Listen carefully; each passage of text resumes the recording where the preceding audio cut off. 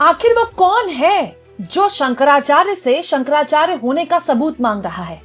कैसे शंकराचार्य ने खून के धब्बे दिखाकर बीजेपी के मुंह पर तमाचा मारा है? क्या बीजेपी इतना बड़ा अनर्थ झेल पाएगी? क्या बीजेपी को यह समझ में आ रहा है कि जिस लड़ाई को उसने अहंकार की लड़ाई, ईगो की लड़ाई बना लिया है, वो राजनीतिक तौर पर बहुत बुरी तरह उस पर भारी पड़ने वाली है? एक 80 साल के बुजुर्ग संत को क्या वाकई में घसीटा गया और उनको बूट से मारा गया? ये कुछ ऐसे सवाल हैं जो पिछले करीब 48 घंटे से देश के सोशल मीडिया में तैर रहे हैं, क्योंकि मेन स्ट्रीम मीडिया की तो हैसियत नहीं है कि वो एक खबर दिखा ले। दोस्तों, जो सनातन की बात करते हैं, जो हिंदुत्व की बात करते हैं, उनके राज में बकायदा शंकराचार्य को न केवल अपमानित किया जा रहा है, बल्कि अब तो शंकराचार्य खून के धब्बे दिखाकर कह रहे हैं कि साजिश उन्हें जान से मारने की थी। तो आप जानते हैं, मौनी अमावस्या के मौके पर माघ मेले में प्रयागराज में शंकराचार्य अपनी पालकी अपने शिष्यों के साथ गंगा स्नान के लिए गए, लेकिन उस बीच उनकी प्रशासन से नोकझोंक हो गई और तब से लेकर अब तक ये नोकझोंक चल रही है। लेकिन प्रॉब्लम ये है दोस्तों कि बीजेपी की डबल इंजन सरकार, योगी आदित्यनाथ की सरकार, जो खुद भगवाधारी हैं, जो खुद एक मठ के योगी हैं, उन्होंने इस मामले को सुलझाने की बजाय इस मामले को अब इतना उलझा दिया है कि राजनीतिक तौर पर बीजेपी आला कमान भी इस मामले से अब अपना पल्ला झाड़ने की कोशिश करेगा, अगर ये मामला ऐसे ही बढ़ता गया। क्योंकि शंकराचार्य जहां एक तरफ लगातार धरने पर बैठे हैं और इस बात पर अड़े हुए हैं कि जब तक उन्हें ससम्मान प्रोटोकॉल के तहत स्नान नहीं करवाया जाता पालकी सहित, तब तक वो गंगा स्नान ही नहीं करेंगे। और तो और उन्होंने दिल्ली कूच करने की तैयारी भी कर ली है। बकायदा दोस्तों, शंकराचार्य द्वारा कहा गया है कि मार्च 10 और 11 को सारे साधु संत दिल्ली कूच करेंगे और उसके बाद बताया जाएगा कि उनका पक्ष क्या है। और तो और शंकराचार्य ने कल मीडिया से बात करते हुए एक बहुत ही विस्फोटक खुलासा कर दिया। तो शंकराचार्य ने कहा कि 13 साल के एक बालक उनके साथ अध्ययन कर रहे हैं। अब जानते हैं, छोटी उम्र में कई बच्चे शंकराचार्य के साथ, हमारे गुरुओं के साथ अध्ययन करते हैं, क्योंकि हमारी परंपरा रही है गुरुकुल की। तो उनके साथ उनके कान से खून निकल आया और पटके पर खून के छींटे भी शंकराचार्य दिखा रहे थे और बता रहे थे कि दरअसल उनसे पालकी में उतरने के लिए बोला ही इसलिए जा रहा था क्योंकि पूरा का पूरा प्लान ये था कि उनको मार दिया जाए। अध्ययन करने के लिए आया है, इसको ले जा करके पीट रहे थे। इसके गले में ये पीला पहचान के लिए दुपट्टा छपा था। आप देखिए, इसमें इसके नाक से खून बहने लग गया। इतना मारा इसको, वो इसमें दर्ज है। ये क्या है? हमारे कुल 35 लोगों को इन्होंने पकड़ लिया और उसके बाद हम पूरी तरह से अकेले हो गए। जब हम पूरी तरह से अकेले हो गए, यहीं से समझ में आता है कि आखिर अकेला क्यों करना चाहते थे। इन्होंने अकेला कर दिया हमको कहते थे नीचे उतरो। हम नीचे नहीं उतर रहे थे। हम जान रहे थे कि अगर हम भीड़ में गए तो मार दिए जाएंगे, तो हम नीचे नहीं उतरे, बैठे रहे। इन्होंने फिर माइक से तरह तरह के प्रवाद कहने शुरू किए, तरह तरह की बात कहनी शुरू की। आप लोगों में बहुत से लोगों ने उसको कई बार रिकॉर्ड किया। हमको उत्तेजित कर रहे थे कि ये उत्तेजित होके कूदें और कूदते ही हम लोग जो करना है हमको कर दें। हम उत्तेजना में नहीं आए। दोस्तों, ये मामला इतना बड़ा हो गया है कि बकायदा कांग्रेस पार्टी ने एक वीडियो शेयर किया है जिसमें दावा किया जा रहा है कि शंकराचार्य के शिष्यों के साथ जब पुलिस उनको हिरासत में ले रही थी, मारपीट की वीडियोस भी आई सामने, मारपीट की भी गई, तब एक 80 साल के बुजुर्ग संत को जूते से कुचल कर पीटा गया। इतनी बुरी तरह से उनके साथ व्यवहार किया गया। आप सोचिए, 80 साल के बुजुर्ग कह रहे हैं कि बच गए वो, नहीं तो उनकी जान चली जाती। और इतना सब कुछ हो जाने के बावजूद भी जो प्राथमिकता है डबल इंजन की, योगी आदित्यनाथ की, बीजेपी की सरकार की, वो क्या होनी चाहिए थी कि जल्द से जल्द मामले को निपटाया जाए। लेकिन क्या आप जानते हैं इस पूरे मामले में योगी आदित्यनाथ ने क्या कहा? उनकी सरकार ने शंकराचार्य से शंकराचार्य होने के सबूत मांग लिए हैं। दोस्तों, शंकराचार्य को रातों रात प्रयागराज मेला प्रशासन की ओर से नोटिस दे दिया गया है। जरा आप नोटिस की फोटो देखिए। इस नोटिस में सर्वोच्च न्यायालय का हवाला देते हुए लिखा गया है कि वो ज्योतिष पीठ के शंकराचार्य हैं ही नहीं। फिर शंकराचार्य शब्द का प्रयोग कैसे कर रहे हैं? 24 घंटे में जवाब दीजिए। 24 घंटे में जब सरकार की प्राथमिकता होनी चाहिए थी कि जल्द से जल्द मामले को निपटाया जाए, क्योंकि राजनीतिक तौर पर ये बीजेपी के लिए मुश्किल खड़ी कर रहा है और वाकई में खड़ी कर रहा है। भाई, आप ही सनातन की बात करते हैं और अब आप शंकराचार्य से कह रहे हैं कि बताइए आप शंकराचार्य हैं कि नहीं है, 24 घंटे के अंदर जवाब मांगिए। दोस्तों, शंकराचार्य अविमुक्तेश्वरानंद सरस्वती कुछ वक्त पहले पिछले साल मुकेश अंबानी के बेटे अनंत अंबानी की शादी में भी उनको बकायदा ससम्मान बुलाया गया। और शंकराचार्य जब वहां गए तो मुकेश अंबानी की पत्नी नीता अंबानी और मुकेश अंबानी बकायदा उनको लेने के लिए आए, उनको ससम्मान, उनकी एक गद्दी होती है, उनको वहां बिठाया गया था। तब प्रधानमंत्री नरेंद्र मोदी भी वहीं थे, उनको बुलाया गया था, तो मोदी जी भी गए थे अंबानी के बेटे की शादी में।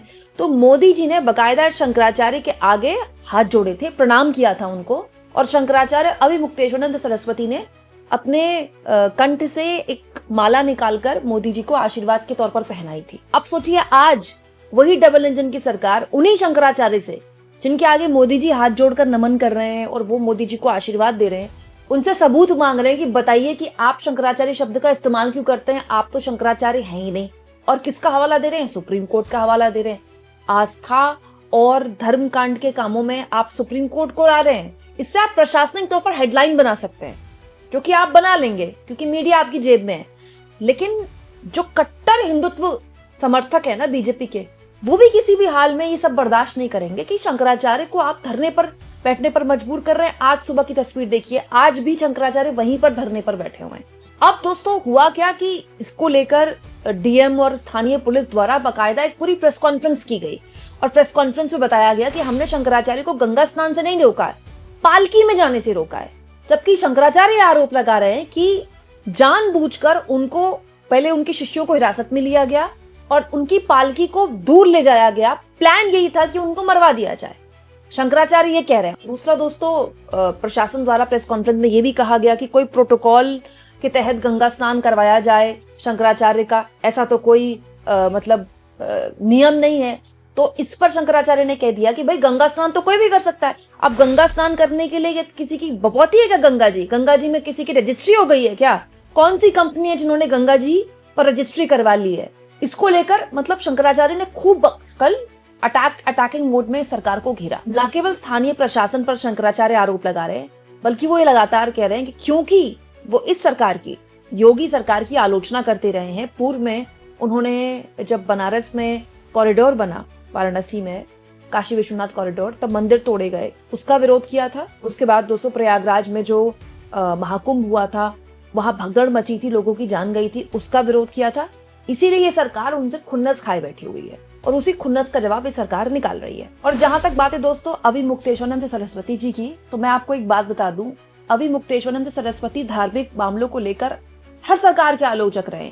समाजवादी पार्टी की जब सरकार थी, अखिलेश यादव जब मुख्यमंत्री थे, तब भी वो इस सरकार की खूब आलोचना करते थे अलग अलग मुद्दों पर। क्यों? क्योंकि शंकराचार्य का काम धार्मिक मामलों पर बोलना है, तब वो किसी और मामले पे बोल रहे थे।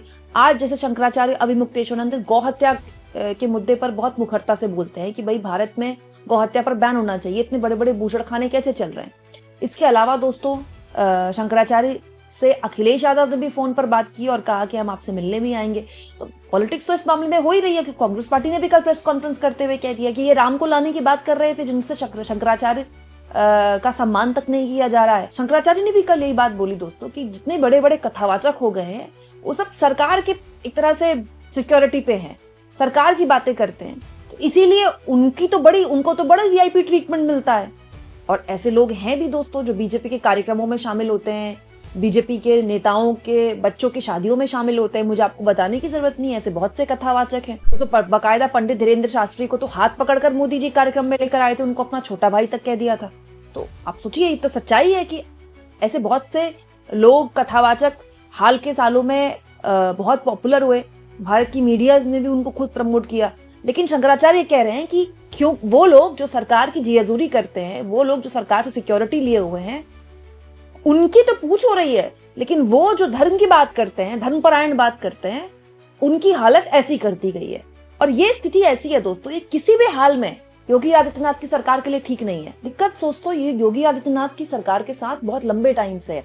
आप देखिए, अपने ही 100 विधायक बीजेपी के, आज नहीं कुछ साल पहले की बात है, विधानसभा में धरने पर बैठे, किसके? अपनी सरकार के खिलाफ।